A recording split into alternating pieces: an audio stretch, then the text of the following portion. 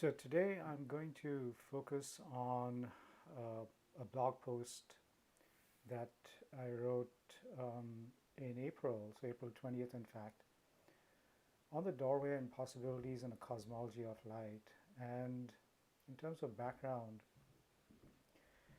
as I've suggested or gone over in some of the other live streams in the last 10 days, is that once I had completed the 10-book series on cosmology of light, then I wanted to first summarize some of the key points of view, and then I also wanted to go more deeply into specific takeaways from it, and therefore I created this blog post.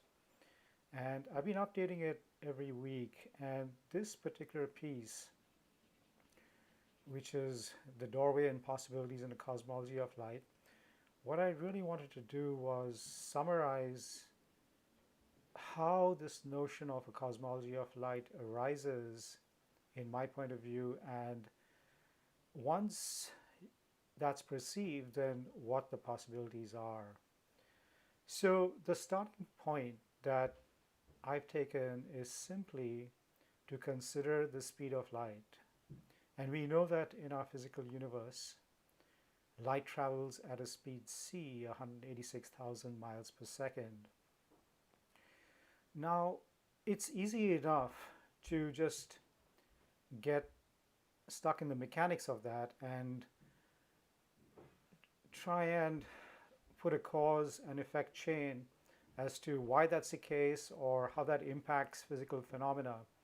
And if one were to take that point of view, it would give rise to certainly some view of what our cosmos is. But my approach really has been to ask why this speed of light exists at 186,000 miles per second. What's the significance of c, of light traveling at speed c? Now, this it's got to be taken in juxtaposition with this notion of the photon, because if we think about a photon we know is massless, it's chargeless, so essentially it's immaterial, and yet the profound thing about a photon is that it transcends time and space because it can carry information across the cosmos, across the universe, and there's an integrity that information that it contains will be delivered to the perceiving entity.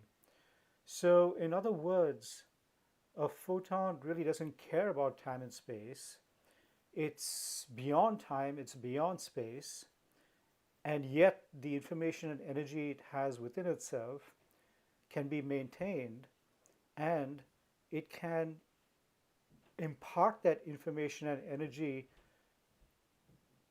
eons after the origination of that light ray, and regardless of the amount of space it has to traverse to do that. And so when we look at this reality of the photon, that in fact it appears to transcend time and space, the question is, why does light travel at 186,000 miles per second? So you've got to have take these two things in juxtaposition. And then the answer, or perhaps the insight that might arise when one considers that, is that the speed of light is an intentionality. The 186,000 miles per second is deliberate so that a particular kind of materialization can occur. So this really is the doorway into considering a cosmology of light.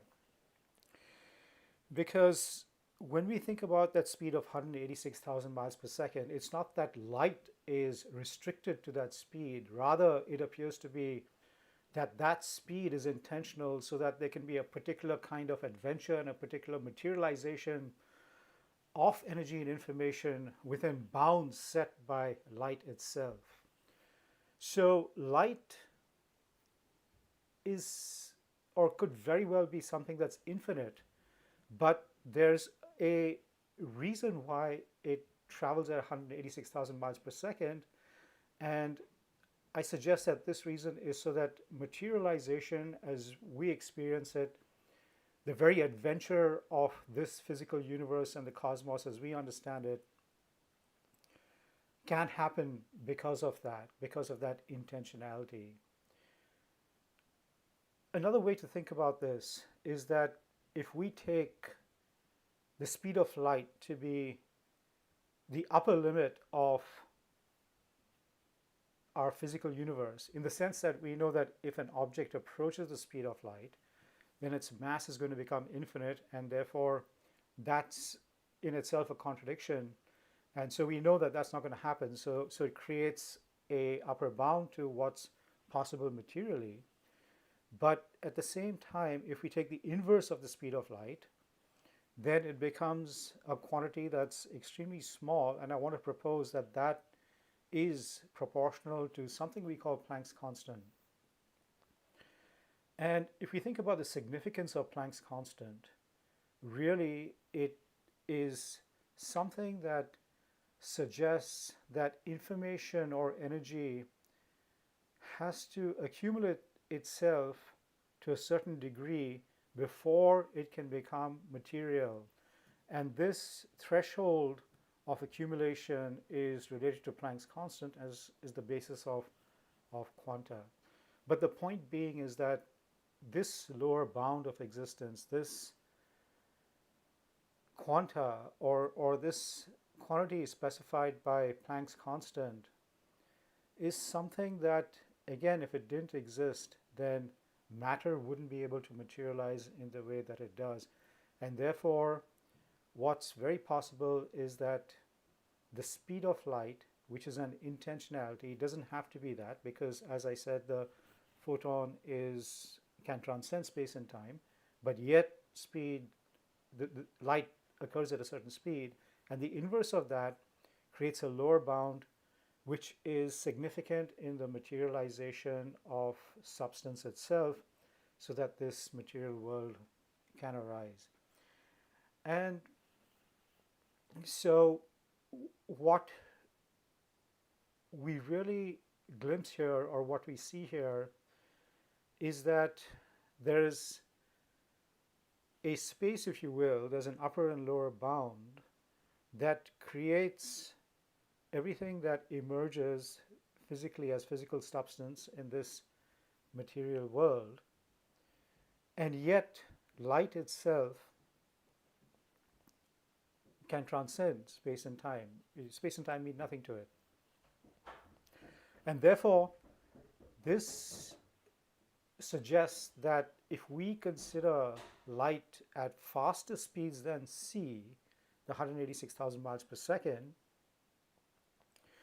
then that's going to give us insight into other kinds of realities that can quote unquote materialize, that are behind the physical veil of the upper and lower bound structured by the speed of light.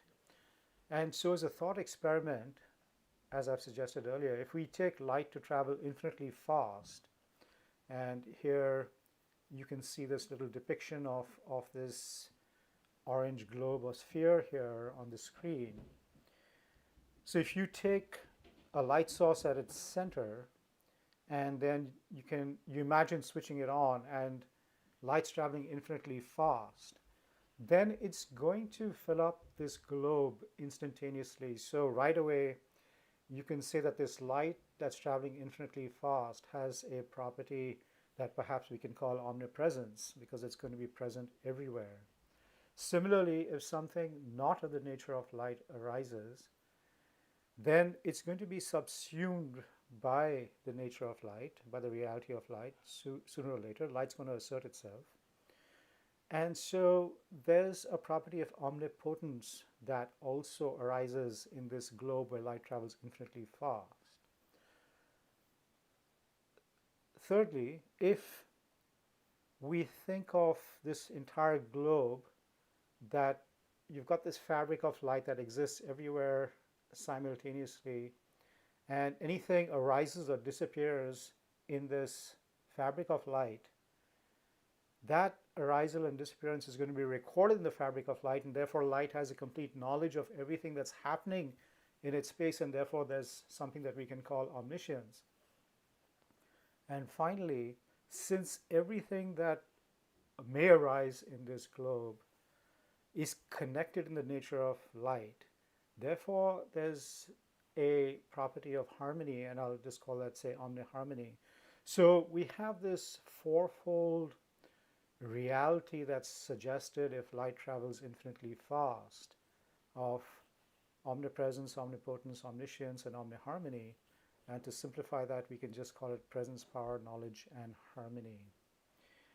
And so we have then the basis of what I'll call a cosmology of light, because we have, say, an outer bound where light travels infinitely fast.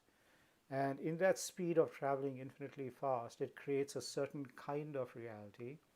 And then we have the known speed in our physical universe where light travels at 186,000 miles per second, or c. And that, as I've suggested, creates a different kind of reality. It bounds what's possible or what's going to emerge in this material universe. And between this outer bound where light's traveling infinitely fast and this other bound where light's traveling at 186,000 miles per second, it's logical that there's going to be other speeds that light might exist at.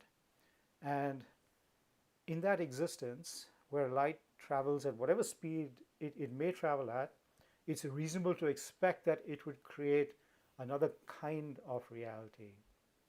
Now, very simply, if we consider our physical universe, and we know, for instance, that the light from the sun takes 8.5 minutes to get to planet Earth.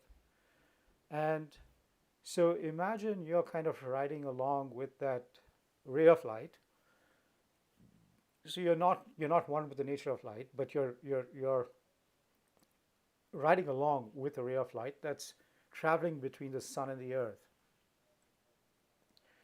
And you're halfway in that journey, and as you look back, you observe that 4 minutes in the past, or 4 minutes ago, you were at the sun, and 4 minutes in the future, you're going to be at the earth.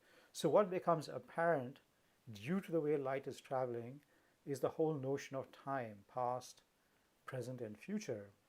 And by contrast, if you have existence occurring where light's traveling infinitely fast, then by definition, all time is happening now, because that thing that's traveling infinitely fast is everywhere at the same time. It knows everything, etc. So there's no notion of past, present, future. It's all now. So it's a whole different passage of time, or rather time's experienced very differently. But in this reality where light travels at 186,000 miles per second, a particular kind of time becomes apparent, and we relate this, the way in which light travels and our experience, our relative experience to that, as something that we call past, present, and future. And then further, because of the way light's traveling, as I suggested before, there's the inverse, or there's quanta that can be created, and therefore the way light's traveling also creates matter. So again, four fundamental things, past, present, future, and matter, arise because of this finite speed of light. And we can make the case that, in fact, there's a vast symmetry, no matter how we think about light traveling, so light traveling infinitely fast or light traveling at 186,000 miles per second, there's going to be a fourfold symmetry, so that those four qualities that we hypothesized exist when light travels infinitely fast, the presence, power, knowledge, harmony, I'm going to make the argument that no matter how light travels, these same four properties or qualities are going to determine the reality of that world and what's possible in that world and how things arise in that world. So very simply, without going into it in too much detail, we just made the case that when light travels from the sun to the earth, because of its finite speed, it creates this experience of past, present, future. And when you flip the speed of light to its inverse, it creates the possibility of matter. So past, present, future, matter arise. But if you think about the past and assume for a minute you're sitting somewhere, you're sitting at your desk and you look around at the room in which you're sitting, and you see that everything that's created in that room is a result of a tremendous amount of activity that's occurred in the past. And so you glimpse a particular kind of presence that's driven that activity. And so, in a sense, past is symmetrical to the notion of presence. When you think about the present moment, this very moment, then even within ourselves, within each one of us, there may be a number of different thoughts that are active, emotions that are active, perceptions that are active, and yet there's one particular thought or emotion or perception that's going to drive our experience of the present, and that thing that drives it is the most perhaps powerful or forceful thing. And so this present moment in this sense is symmetrical to the notion of power that arises when light travels infinitely fast. When we think about the notion of future, so past, present, and future, then in the future there's an inevitability, meaning that whatever concept or whatever thought or whatever idea may exist in the present moment or in the past, it will inevitably express itself or become real or more real in the future. And so you can see that in that sense, the future is symmetrical to this notion of knowledge. And similarly, when we think about the way matter arises in our physical universe, it always arises in coordination with other micromatter or in relationship with other macromatter that may exist around it. And therefore, in that sense, matter is symmetrical to this notion of harmony. So we see that this fundamental experience of fourfoldness that we experience as past, present, future, and matter, again, can be mapped to this deeper reality that we hypothesize exists when light travels infinitely fast, the presence, power, knowledge, and harmony. But this juxtaposition or this upper bound where light travels infinitely fast, and then this bound that we're saying is created when light travels at 186,000 miles per second, there's a vast material experiment that or adventure that occurs within this inner bound. And there's a particular kind of arbitration of possibility that exists, if you will, behind the veil where light travels 186,000 miles per second and what expresses itself materially. And I want to propose that scientifically or technologically, that gives us insight into this notion of quantum computation. Because we're saying that quanta is a bridge mechanism by which some antecedent possibility that exists behind this layer set up when light travels at 186,000 miles per second can, through a process of arbitration, express itself based on what already exists within this bound of Planck's constant at the lower end and speed of light at the upper end.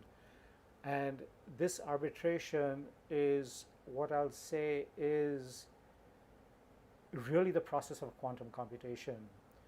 And so, if I go back to this blog piece and, I called it The Doorway and Possibilities in a Cosmology of Light, and here I'm simply considering the possibilities from a scientific/technological perspective and suggesting that because of this arrangement of spheres of light, quantum computation becomes something different than how we've conceptualized it at the moment. Because if we take our current paradigm of quantum computation, then it's a hangover in some sense from how we've conducted digital computation and the kinds of problems or the kinds of things we think we can possibly do with quantum computation are, in a sense, determined by the kinds of things that we're used to doing with digital computation. But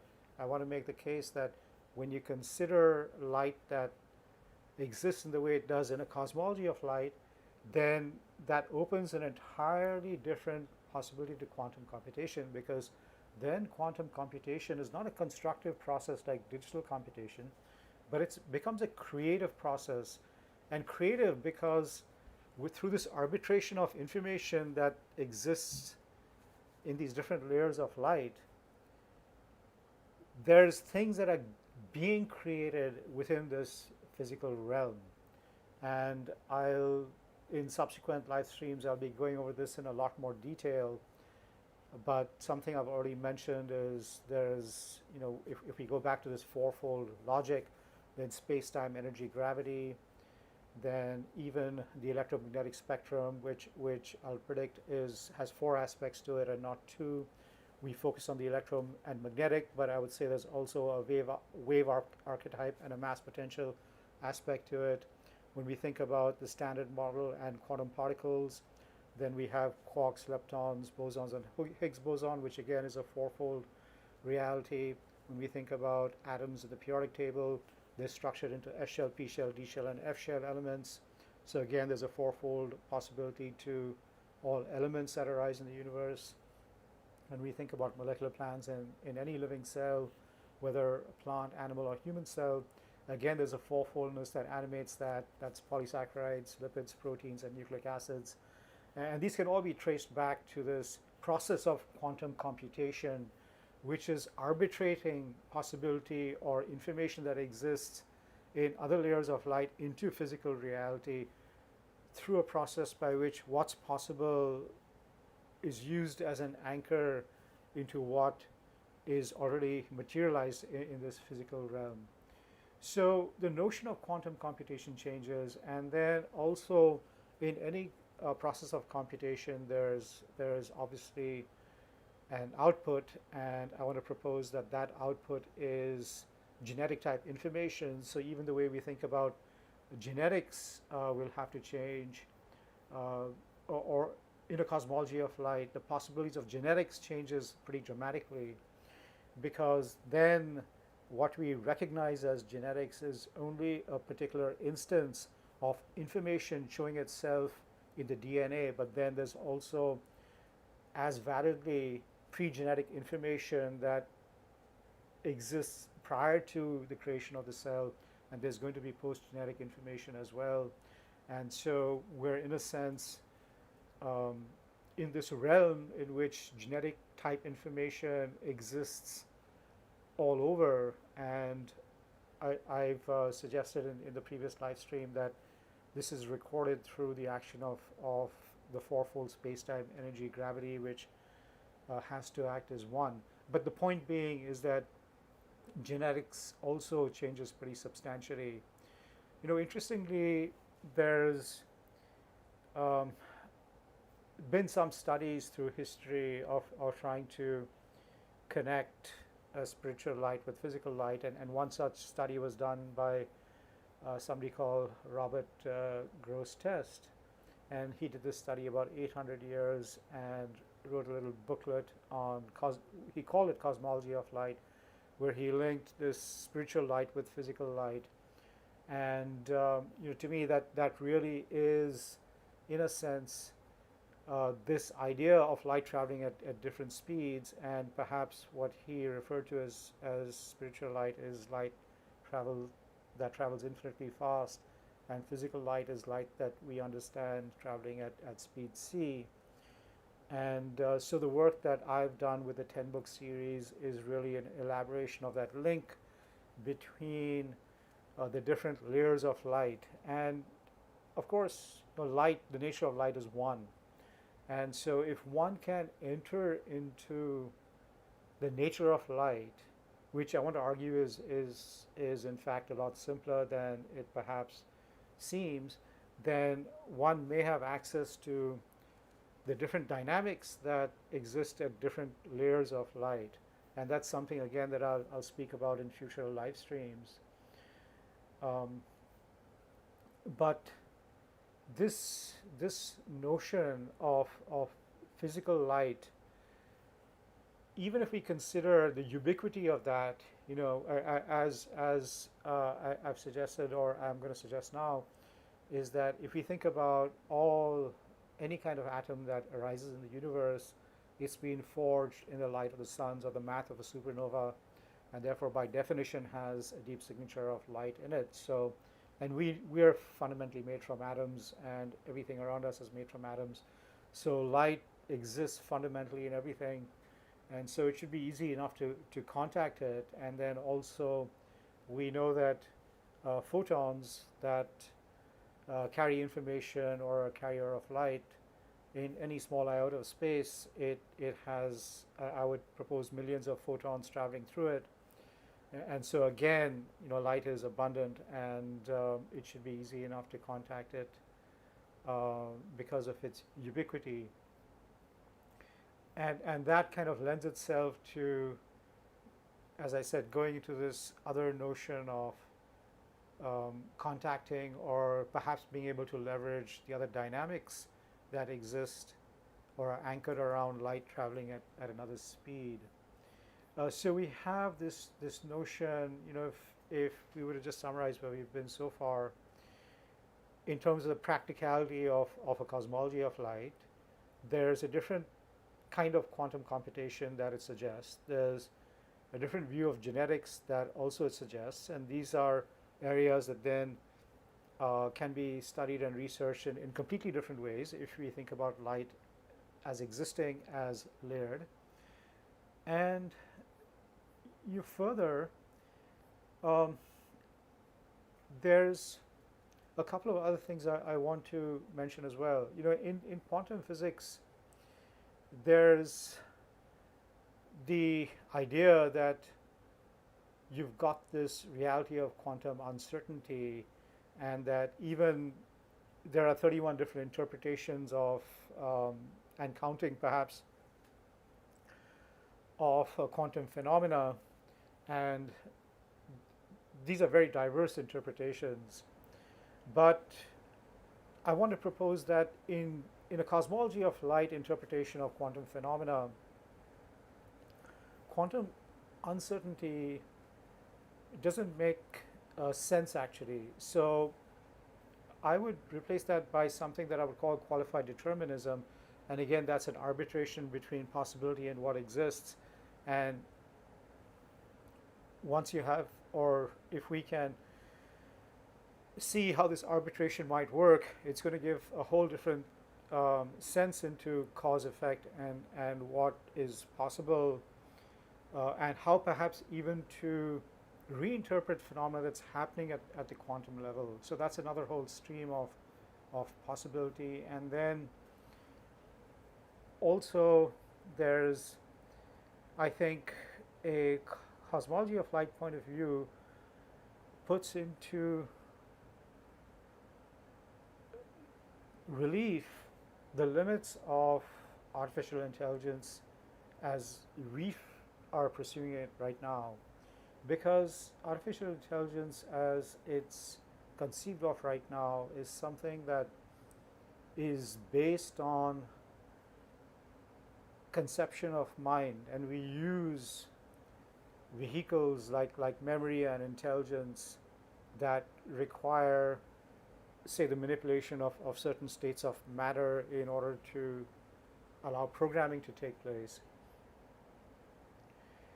But that view of artificial intelligence really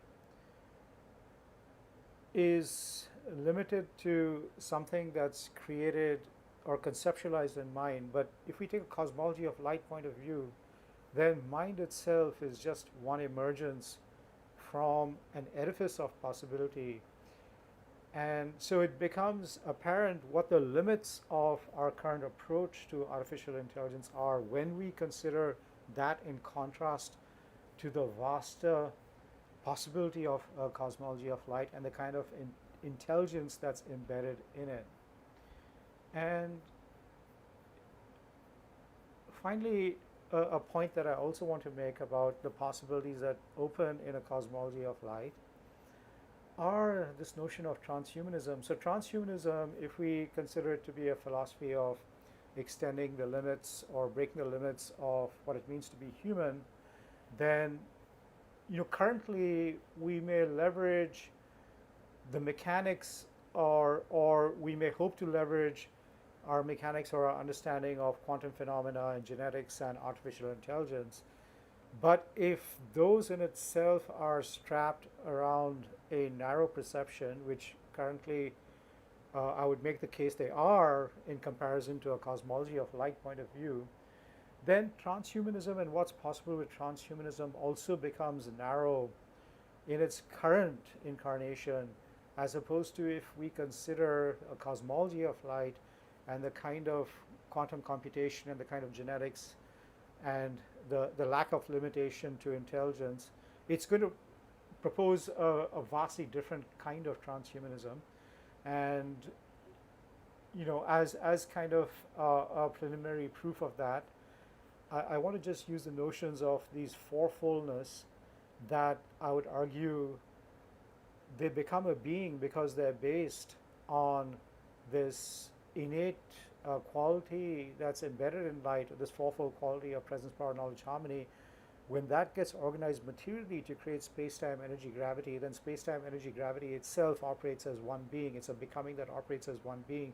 So it's a particular kind of being. And then when you have, say, quantum particles that all operate together to create atoms, and we know that so quarks, leptons, bosons, Higgs boson all have to come together, or that becoming has to operate as one being, and that can allow subsequently atoms to arise. So the point being is that even if we look at these fundamental layers of existence that have arisen in matter or in life, they're based on a solid fourfold foundation which embraces each other, and that has to become the basis of how we think about transhumanism. And that's going to open the possibilities again of what transhumanism can encompass in its gamut. So, a simple, if I go back and just take the simple assumption of, or the simple fact, why does light travel at 186,000 miles per second? If we don't look at the mechanics, but we ask why, then it gives rise to a whole different way in which light might travel, and a cohesive structure of a cosmology of light that opens the doors to, I think, a vast amount of possibility, even in areas that we've begun to preliminarily focus on right now. So that's what this doorway and possibilities in a cosmology of light is about.